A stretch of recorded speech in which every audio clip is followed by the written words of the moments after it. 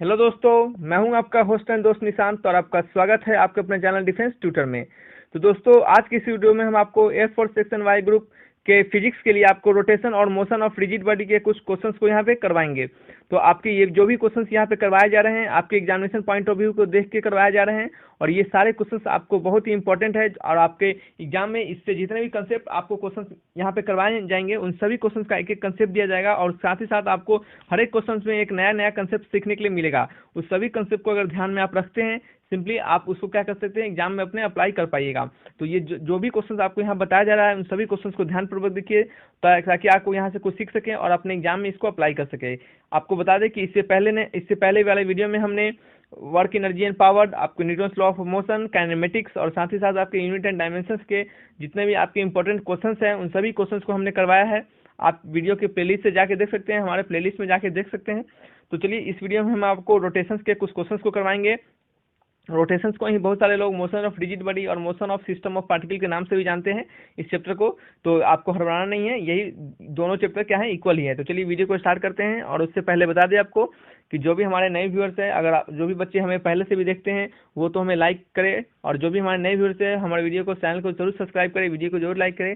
अगर यहाँ से कुछ अगर सीखते हैं अगर आप, तो प्लीज़ चैनल को जरूर सब्सक्राइब करके ही जाएँ। तो चलिए वीडियो को स्टार्ट करते हैं।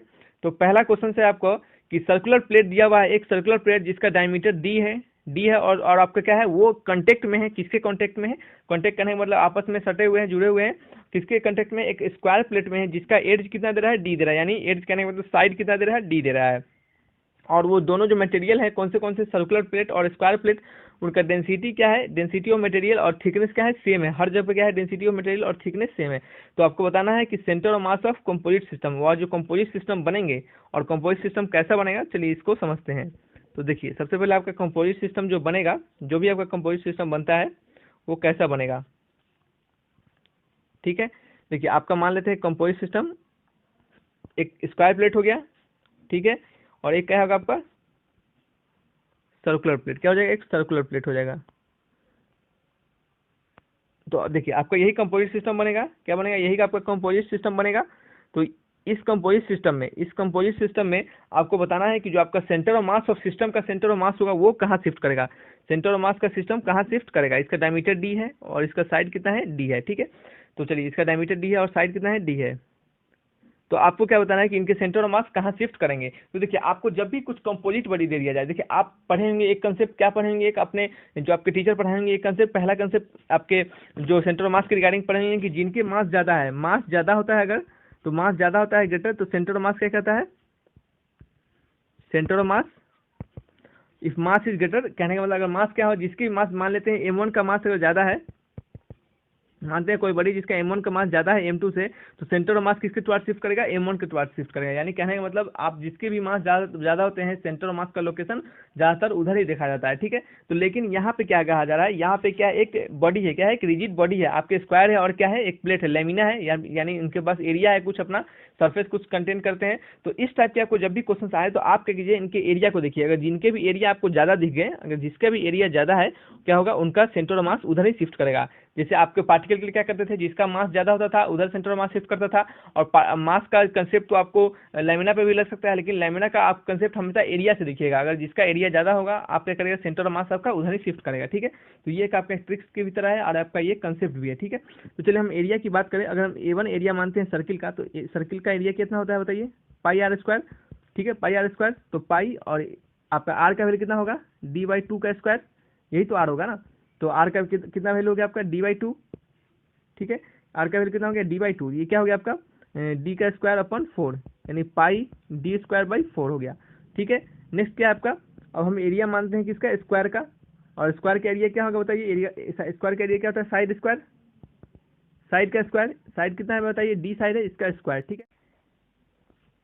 तो देखिए दोस्तों, आपको दिख रहा होगा यहाँ पे कि डी का स्क्वायर यहाँ पे है और यहाँ पे क्या है, पाई D²/4 है, ठीक है। तो देखिए, पाई D²/4 की बात करें, पाई/4 D² या फिर पाई D²/4, तो यहाँ पे दिख रहा है पाई/4 का एक छोटा नंबर, क्या है, एक छोटा नंबर है जो कि एक 1 से क्या है, छोटा नंबर है। पाई का वैल्यू 3.14 होता है और इसका नीचे वैल्यू 4 है, तो ये क्या होगा, एक छोटा नंबर आएगा जो कि क्या होगा, 1 से छोटा होगा। क्या होगा, एक जो भी नंबर या फिर ये जो भी नंबर आता है ये क्या होगा, हमेशा 1 से छोटा होगा। अगर 1 से छोटा नंबर D² से गुना क्या होगा, तो ये क्या होगा, हमेशा क्या होगा 0 पॉइंट समथिंग करके कुछ नंबर होगा इंटू डी होगा, और ये क्या होगा सिंपली डी स्क्वायर मतलब, और यहाँ पे क्या होगा आपका A1 क्या होगा 0 पॉइंट कुछ समथिंग इंटू डी स्क्वायर, ठीक है। और यहाँ पे क्या है कि डी स्क्वायर है सिंपली, तो ये क्या होगा आपको A2 क्या होगा यहाँ पे बड़ा होगा और यहाँ पे क्या होगा A1 छोटा होगा, तो ऐसे समझे। तो A2 क्या है ग्रेटर देन आपका क्या है A1 की, यानी आपका A2 क्या है बड़ा है A1 से, तो यहाँ से आपको सिंपली दिख रहा होगा। और हम हमारे रूल के अनुसार जो हम आपको रूल बताए हैं, क्या रूल है हमारा कि आपका जिसका भी एरिया क्या होगा ज़्यादा होगा, सेंटर ऑफ मास क्या होगा उधर ही शिफ्ट करेगा। तो इसे हम क्या समझे कि centre of mass shift towards कहाँ पे,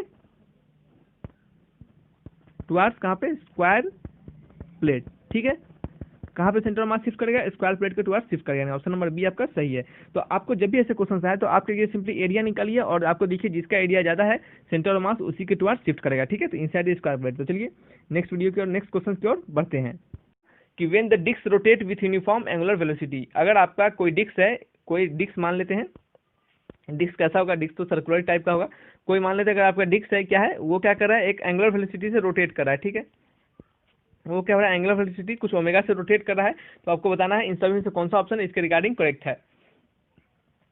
सॉरी, तो क्या है आपका पहला ऑप्शन क्या है, the sense of rotation remain same, वो उसका सेंस ऑफ रोटेशन हमेशा सेम होगा, ठीक है। दूसरा क्या आपका orientation of axis of rotation remain same, जिस ओरिएंटेशन से वो घूम रहा है उनका वो क्या होगा उस एक्सिस का रोटेशन क्या होगा सेम होगा। या तो क्या है the speed of rotation is non zero, उनके स्पीड है जिस स्पीड से रोटेट कर रहे हैं उनका स्पीड ऑफ रोटेशन क्या है नॉन जीरो है और क्या है रिमेन सेम होगा। चौथा ऑप्शन क्या है the angular acceleration is non zero and remain same. तो देखिए आपको अगर कहा जा रहा है क्या क्वेश्चन कहा जा रहा है कि अगर किसी डिस्क है, कोई एक डिस्क है जो क्या कर रहा है रोटेट कर रहा है यूनिफॉर्म एंगुलर वेलोसिटी, यूनिफॉर्म करने का मतलब क्या है कांस्टेंट और समान कह सकते हैं, यूनिफॉर्म एंगुलर वेलोसिटी से मूव कर रहा है। तो देखिए इस चारों ऑप्शन, इस तीनों ऑप्शन तो ठीक है, इस तीनों ऑप्शन से कुछ आपको पता नहीं चल रहा है। एक्चुअली देखा जाए तो इस तीनों ऑप्शन का कुछ नहीं है, मतलब कुछ इससे कोई रिजल्टेंट निकल ही नहीं आ रहा है। लेकिन आपका चौथा ऑप्शन जो है वहाँ पे देखिए क्या लिखा हुआ है, बहुत बढ़िया पॉइंट लिखा हुआ है कि angular acceleration is non zero, angular acceleration क्या होगा नॉन जीरो होगा। आपको यहाँ पे क्या पूछा जा रहा है नॉट ट्रू, जो कि सही नहीं है, क्या है जो कि सही नहीं है। तो देखिए आपका अगर मान लेते हैं आप ऊपर वाले ऑप्शन को अगर नहीं भी समझ पाते हैं, ठीक है, अगर आप ऊपर वाले ऑप्शन को नहीं भी समझ पाते हैं हम आपको तीनों ऊपर वाले ऑप्शन को समझाएंगे भी। लेकिन अगर हम मान लेते हैं कि आप तीनों ऑप्शन ऊपर वाले तीनों ऑप्शन को नहीं समझ पाते हैं लेकिन आपको पूछा जा रहा है कौन सा इसमें से गलत है, तो आप इसका सिंपल आंसर दे सकते हैं। कैसे आंसर दे सकते हैं कि अगर किसी भी का एंगुलर वेलोसिटी या फिर एंगुलर वेलोसिटी या फिर क्या है सीधी वेलोसिटी आपकी लीनियर वेलोसिटी अगर कोई क्या हो कांस्टेंट हो यूनिफॉर्म हो तो उसके एक्सेलरेशन क्या होते हैं जीरो होते हैं। अगर आपकी लीनियर वेलोसिटी कांस्टेंट हो तो उसके एक्सेलरेशन जीरो होते हैं। अगर आपके एंगुलर वेलोसिटी कांस्टेंट हो तो क्या होगा उसके एंगुलर एक्सेलरेशन, ठीक है, क्या होता है उसके angular acceleration alpha equal to क्या होता है जीरो हो जाता है। क्या होता है उसके एंगुलर एक्सेलरेशन अल्फा क्या होता है जीरो होता है। कैसे होता है देखिए आपको पता है कि अगर एंगुलर वेलोसिटी जीरो होता है तो ए इक्वल टू क्या होता है डी बाई डी टी, और v क्या है अगर कांस्टेंट है तो आपका कांस्टेंट का डिफरेंशिएशन क्या होता है जीरो हो जाता है। सिमिलरली यहाँ पे क्या है अगर एंगुलर वेलोसिटी अगर उसका D omega by D T होता है, अगर ओमेगा क्या है कांस्टेंट है तो ये भी क्या हो जाएगा जीरो हो जाएगा। तो आपको पहला पता चलेगा यहाँ पे क्या लिख रहा है कि एंगुलर वेलोसिटी क्या है नॉन जीरो, तो ये तो हमारा गलत ऑप्शन हो गया, जीरो नॉन जीरो नहीं हो सकता, वो क्या होगा हमेशा जीरो होगा। और रिमेन सेम का तो बात ही नहीं करेंगे क्योंकि वो क्या होगा हमेशा जीरो ही होगा। क्योंकि पहला क्या है sense of rotation remain same, अगर एंगुलर वेलोसिटी है तो उसका डायरेक्शन और आपका मैग्नीट्यूड दोनों सेम होगा। तो सेंस क्या होगा डायरेक्शन के बारे में बात कर रहा है तो क्या होगा डायरेक्शन सेम होगा। नेक्स्ट क्या है orientation of axis of rotation remain same, जिस एक्सिस से ओरिएंटेशन जो जहाँ से जिस एक्सिस से वो रोटेट कर रहा है उस एक्सिस के बाद भी क्या होगा सेम होगा। क्योंकि अगर सेम नहीं होगा थोड़ा सा भी डायरेक्शन चेंज करता है तो उसको यूनिफॉर्म नहीं माना जाता है, क्योंकि वेलोसिटी क्या है एक वेक्टर क्वांटिटी है। स्पीड और rotation in non zero and remain same, सही बात है, स्पीड और रोटेशन जीरो नहीं होगा और क्या होगा हमेशा सेम होगा, तभी तो उसको यूनिफॉर्म एक्सेलरेशन हम कहेंगे। तो इस पॉइंट से आपको समझ में आया, ये तीनों पॉइंट भी हमने आपको समझा दिया है।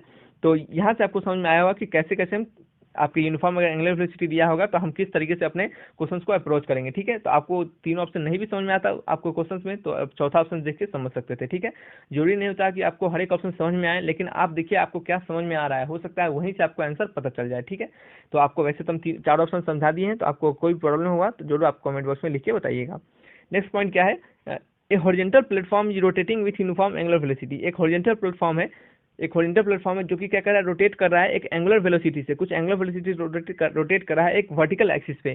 कहें कि मान लीजिए ये क्या है एक वर्टिकल एक्सिस है और आपका क्या हो रहा है कुछ एंगुलर वेलोसिटी क्या कर रहा है वो रोटेट कर रहा है, ठीक है, ओमेगा से, मान लेते हैं कुछ ओमेगा से रोटेट कर रहा है और किसी इंस्टेंट पे, किसी खास इंस्टेंट पे, जैसे मान लीजिए एक ऐसा करके कुछ रखा होगा सर्कुलर डिस्क मान लीजिए कुछ भी आपके हॉरिजॉन्टल प्लेटफॉर्म पे क्या कर रहा है एक यूनिफॉर्म रोटेट कर रहा है with uniform angular velocity around vertical axis passing through centre से पास कर रहा है। तो मान लेते हैं क्या एक डिस्क ही है या फिर स्फीयर है, क्या कर रहा है वो रोटेट कर रहा है, ठीक है, वो क्या कर रहा है रोटेट कर रहा है। तो यहाँ पे उसका सेंटर होगा, ठीक है, गोला से स्फीयर होगा और यहाँ पे उसका सेंटर होगा, वो इस टाइप से रोटेट कर रहा होगा, ठीक है।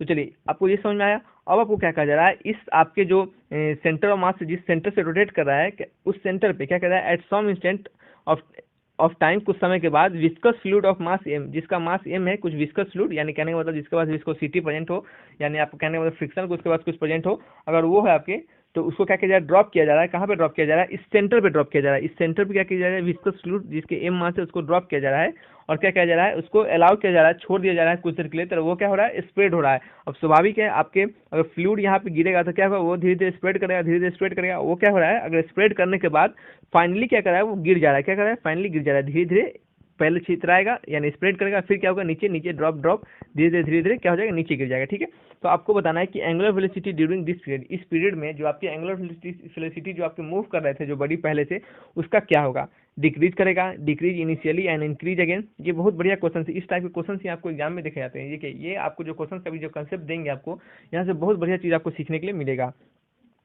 या दूसरा चौथा तीसरा ऑप्शन कर रहा है रिमेन्स अल्टर्न, यानी कुछ नहीं होगा। चौथा ऑप्शन कर रहा है इंक्रीजेज कंटिन्यूअसली, क्या करेगा, वो लगातार क्या करेगा, इंक्रीज करता जाएगा। ठीक है, तो चलिए आपको सबसे पहले हम आप खुद से एक ऑप्शन इसको खुद से ट्राई कीजिए आप। ठीक है, आप ट्राई किए होंगे तो आपको हमेशा वीडियो पॉज करके ट्राई कर लीजिए। अगर आपको सोच सकते हैं कि हम इसको बना सकते हैं तो आप जरूर ट्राई कीजिए।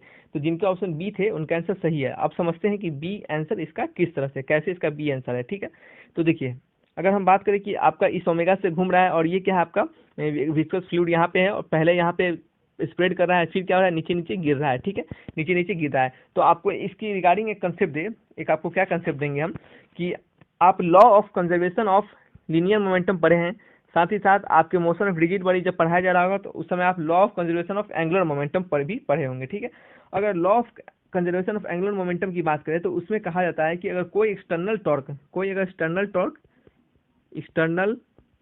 टॉर्क अगर किसी बॉडी पे नहीं लगता है, आपके कोई किसी भी बॉडी पे एक्सटर्नल टॉर्क अगर नहीं लगता है, तो आपका एंगुलर मोमेंटम क्या होता है, जिसको एल से डिनोट करते हैं, वो क्या होता है, कांस्टेंट होता है। क्या होता है, एंगुलर मोमेंटम का कांस्टेंट हो जाता है। ये हमारा बताता है law of conservation of angular momentum. यानी कोई भी अगर किसी भी बॉडी पे जो पहले से मोमेंटम में है और उस पर कोई एक्सटर्नल टॉर्क नहीं लग रहा है, तो उसका क्या होगा, मोमेंटम हमेशा लीनियर मोमेंटम या फिर क्या है उसका एंगुलर मोमेंटम क्या होगा, हमेशा कंजर्व रहेगा। ठीक है, और एंगुलर मोमेंटम एल की बात करें तो एल का वैल्यू होता है आई इंटू ओमेगा। ठीक है, एल का वैल्यू आई इंटू ओमेगा। तो आपको देखिए यहाँ पे क्या दिख रहा है, यहाँ पे क्या दिख रहा है, आपको पूछा जा रहा है कि एंगुलर वेलोसिटी ओमेगा क्या होगा इस पीरियड में, इस कंडीशन में क्या होगा, डिक्रीज करेगा, इंक्रीज करेगा, सेम रहेगा, या फिर पहले डिक्रीज करेगा फिर बाद में क्या करेगा, इंक्रीज करेगा। ठीक है, तो देखिए आपको बता दें यहाँ पे अगर हम आई को बढ़ाएं, ठीक है, अगर हम क्या करें, आई को अगर बढ़ा दें, इंक्रीज कर दे आई को अगर, तो आपका ओमेगा क्या होगा, आपको एल को हमेशा क्या करना है, कांस्टेंट रखना है। ठीक है, एल को हमेशा कांस्टेंट रखना है यहाँ पे इस कंडीशन में भी। क्यों रखना है, क्योंकि यहाँ पे कोई एक्सटर्नल फोर्स नहीं लगाया जा रहा है, तो एंगुलर मोमेंटम आपका हमेशा कांस्टेंट होगा। क्या होगा, एंगुलर मोमेंटम हमेशा कांस्टेंट होगा। तो ये आपका एल का वैल्यू कांस्टेंट कब होगा, जब आपको इस दोनों को छेड़खानी कीजिएगा। आपका एल का वैल्यू कांस्टेंट कब होगा, जब इस दोनों वैल्यू को समान रेशियो से इंक्रीज डिक्रीज करेंगे, तभी तो हमारा ये कांस्टेंट रहेगा।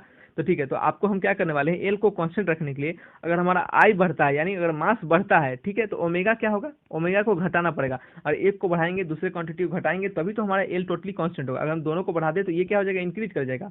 तो अगर सिमिलरली दूसरे केस में क्या होगा, अगर हम आई को अगर डिक्रीज करते हैं तो आपका ओमेगा क्या हो जाएगा, इंक्रीज कर जाएगा। ठीक है, तो आई को डिक्रीज करते हैं तो ओमेगा इंक्रीज कर जाएगा। तो अब इस केस में क्या देखने वाले हैं हम, कि इस पूरे पॉइंट को समझे। इस केस में हमें क्या करना है, एंगुलर मोमेंटम को कांस्टेंट रखना है, क्योंकि कोई एक्सटर्नल फोर्स नहीं अप्लाई हो रहा है। तो हम देखेंगे क्या कि पहले क्या हो रहा है, एम मास क्या हो रहा है, इस पे गिर रहा है, क्या हो रहा है, एम मास इस पे गिर रहा है, तो इसका क्या हो रहा है, क्वांटिटी का, इसका मास का जो क्वांटिटी है वो क्या हो रहा है, इंक्रीज कर रहा है। इसके सेंटर जहाँ पे है, जिस एक्सिस से निकल रहा है, वहाँ पे जो आपका ओवरऑल क्या हो रहा है, जहाँ रोटेशन हो रहा है वहाँ का क्या हो रहा है, मास इंक्रीज कर जा रहा है, आपका पूरा बॉडी का मास इंक्रीज कर जा रहा है। तो मास आपको पता है कि आपके जब भी आप सिंपल काइनेमेटिक्स पढ़ते हैं तो उसको मास को एम से डिनोट किया जाता है, और आप वहीं पे रोटेशन पढ़ते हैं तो मास के रिगार्डिंग आई हो जाता है, जिसको मोमेंट ऑफ इनर्शिया भी कहते हैं, वो भी हमें मास के बारे में ही बताता है। तो सिंपली क्या है, यहाँ पे तो हमारा मास इंक्रीज हो रहा है, तो यहाँ क्या है, तो आई इंक्रीज हो रहा है। तो आई इंक्रीज हो रहा है, स्टार्टिंग में क्या हो रहा है, हम उसको ड्रॉप कर रहे हैं तो आई हमारा क्या हो रहा है, इंक्रीज हो रहा है, यानी ये वाला केस यहाँ पे अप्लाई हो रहा है। तो आई अगर इंक्रीज होगा तो ओमेगा क्या होगा, डिक्रीज हो जाना चाहिए। क्या हो जाए, डिक्रीज होना चाहिए। यानी हम कहें तो शुरुआती में हमारा क्या होना चाहिए, आपकी एंगुलर वेलोसिटी क्या हो जाना चाहिए, इनिशियली डिक्रीजेज होना चाहिए, यानी इनिशियली घटना चाहिए। लेकिन बाद में यही इसी क्वेश्चन में कहा जा रहा है कि बाद में क्या हो जा रहा है, वो ड्रॉप हो जा रहा है, क्या हो जा रहा है, फाइनली फॉल, यानी नीचे गिर जा रहा है। यानी जैसे जैसे वो नीचे गिर रहा होगा तो उसका मास क्या हो रहा है, घटता चला जा रहा होगा, यानी आई क्या हो रहा है, घटता चला जा रहा है। यानी option number option number B का है, सॉरी ये आपका क्या है, दूसरा कंडीशन क्या है, आई घट रहा है, तो इस कंडीशन में क्या होगा, ओमेगा क्या करेगा, इंक्रीज करेगा, ओमेगा क्या होगा, इंक्रीज करेगा, यानी बाद में क्या होगा आपका इनिशियली डिक्रीज और फाइनली क्या होगा, लास्ट में क्या होगा, इंक्रीज कर जाएगा, क्या हो जाएगा, वो इंक्रीज कर जाएगा। ठीक है, तो अब आपको समझ में आ गया होगा कि कैसे इंक्रीज करेगा और कैसे डिक्रीज करेगा। देखिए इतना कोई आपको नहीं बताएगा, हम सही बता दें कि आपको इतना कोई समझाएगा नहीं।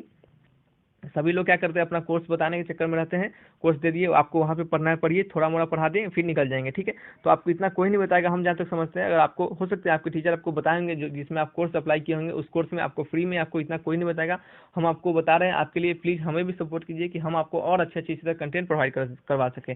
और आपको कोई भी इसमें प्रॉब्लम हो रहा है, कोई भी गलती हो रहा है हमसे, तो हमें जरूर बताइए, हम उसको जरूर सुधारेंगे। ठीक है, नेक्स्ट क्या है कि इन एन ऑर्बिटल मोशन, किसी ऑर्बिटल मोशन में द एंगुलर मोमेंटम वेक्टर, जो आपका एंगुलर मोमेंटम वेक्टर क्या होगा उसके बारे में बताना है कि आपका जो एंगुलर मोमेंटम वेक्टर होगा वो क्या होगा, अलोंग द रेडियस वेक्टर के अलोंग होगा, पैरेलल टू लीनियर मोमेंटम के पैरेलल होगा, इन द ऑर्बिटल प्लेन, जो ऑर्बिट प्लेन में आपका मोशन हो रहा है उसमें होगा, या तो परपेंडिकुलर होगा ऑर्बिटल प्लेन के। ठीक है, अगर हम मान लेते हैं क्या है, ये हमारा कोई एक प्लेन है, क्या है, लेट अस अज्यूम कि ये हमारा क्या है, एक प्लेन है। इस प्लेन में क्या हो रहा है, एक आपका कोई भी आपका ये एक सर्कुलर प्लेट है मान लेते हैं, वो क्या हो रहा है, एक ओमेगा से रोटेट कर रहा है।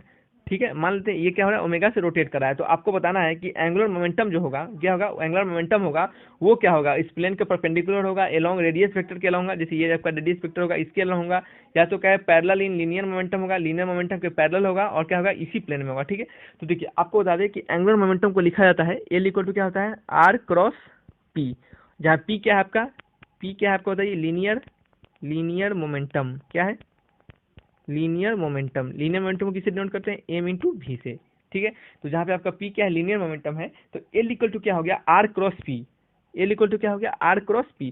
तो किसी भी ऑर्बिटल मोशन में अगर आपके एंगुलर मोमेंटम की वेक्टर की बात करें तो आपको सबसे पहले फॉर्मूला पता होना चाहिए वेक्टर फॉर्म में एंगुलर मोमेंटम का, तो L equal to R cross P होता है। और आपको बता दें कि कोई भी मान लीजिए सी वेक्टर है, अगर वो इक्वल है ए क्रॉस बी के, सी वेक्टर है अगर ए क्रॉस बी के इक्वल है, तो यहाँ पे आप हम राइट हैंड थंब रूल लगाते हैं, राइट हैंड थंब रूल, तो राइट हैंड थंब रूल के अनुसार क्या होता है, वो जो आपका इसका वेक्टर होता है, सी का जो डायरेक्शन होता है वो क्या होता है, ए और बी के परपेंडिकुलर होता है। ठीक है, और अगर हम आर क्रॉस पी की बात करें तो आर क्रॉस पी यानी आपका जो एंगुलर मोमेंटम है, ये आपको जिस मोशन में यानी जिस प्लेन में रोटेट कर रहा होगा, अगर हम उसका आर क्रॉस पी करेंगे राइट हैंड थंब रूल से, तो पहले आर को लेंगे फिर क्या करेंगे, पी को करेंगे, तो आपका जो आर को लेंगे फिर क्या करेंगे, एंगुलर मोमेंटम पी को करेंगे, तो ये क्या होगा आपका परपेंडिकुलर होगा, क्या होगा, परपेंडिकुलर होगा, जस्ट क्या होगा, एकदम इसके परपेंडिकुलर हो जाएगा, क्या हो जाएगा, जस्ट इसके परपेंडिकुलर हो जाएगा, यानी कहने का मतलब जस्ट इसके परपेंडिकुलर हो जाएगा। और ये परपेंडिकुलर क्या होगा, आपके प्लेन के परपेंडिकुलर होगा, और किस प्लेन के परपेंडिकुलर होगा, आपके ऑर्बिटल प्लेन के, जिस प्लेन पे वो मोशन कर रहा है, यानी ऑप्शन नंबर डी इसके रिगार्डिंग करेक्ट होगा।